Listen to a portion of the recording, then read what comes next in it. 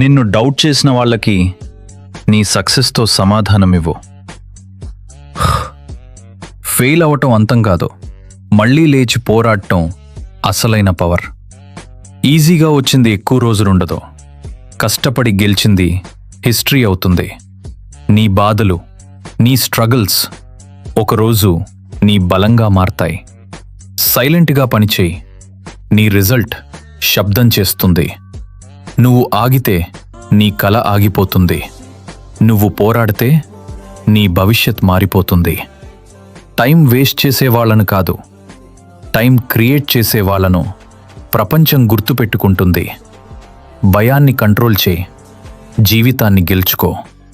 ఈరోజు స్ట్రగుల్, రేపు సక్సెస్, జీవితాంతం రెస్పెక్ట్. విజేత అంటే ఎప్పుడూ ఓడిపోనివాడు కాదు, ఓడినా ప్రతిసారి మళ్ళీ ప్రయత్నించేవాడు.